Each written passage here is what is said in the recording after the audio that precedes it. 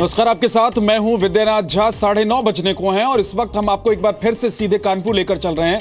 गुरुवार सुबह हुए आतंकियों ने हमला कर दिया था और इस आतंकी हमले में आर्मी के 3 जवान शहीद हुए थे। शहीद हुए जवानों में शामिल शहीद कैप्टन आयुष यादव का आज अंतिम संस्कार हो रहा है।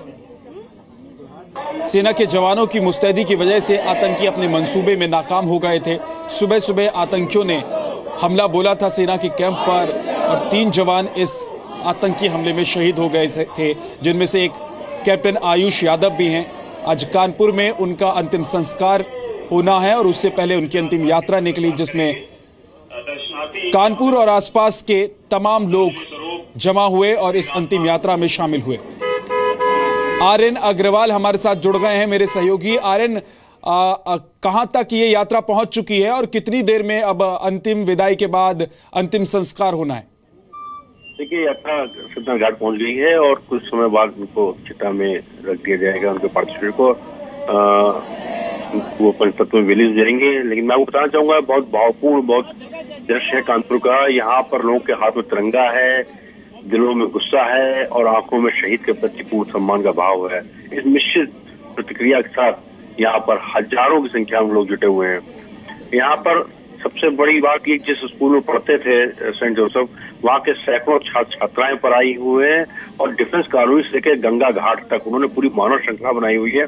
जब जहाँ जहाँ शव वहाँ उनके सामने गुजरता है, शहीद का शव उनके सामने गुजरता है, उनके हाथ अपने आप सलामी की मुद्रा मुड़ जाते हैं।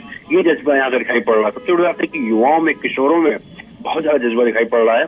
यहाँ पर लोग, जो माताएं हैं, वो अपने बच्चों को लेकर पूरे रास्ते में बालकनी में खड़ी दिखाई पड़ रही है। शायद वो अपने बच्चों को बता रही है शहीद के बारे में।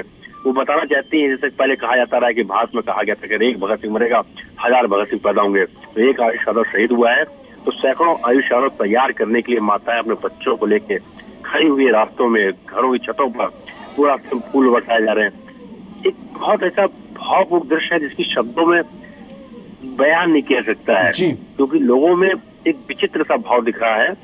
वे तस्वीरें सब कुछ बयां कर रही है आर्यन, और तस्वीरें बता रही हैं कि इस नायक के लिए, जिसने देश के लिए अपना जान न्यौछावर कर दिया, उसके लिए लोगों के दिलों में कितना प्यार है। और यही प्यार दिखाने के लिए, सलाम करने के लिए देश के नायक को तमाम लोग जुटे हैं अंतिम यात्रा में। बड़ी तादाद में कानपुर में लोग आयुष यादव की अंतिम यात्रा में जुटे हैं। और आर्यन बता रहे थे कि अब जहां पर अंतिम संस्कार होना है वहां पर अंतिम यात्रा पहुंच गई है और कुछ ही देर में अंतिम संस्कार भी होगा। तो उसकी तस्वीरें भी हमारे पास जैसी पहुंचेंगी हम आप तक पहुंचाएंगे।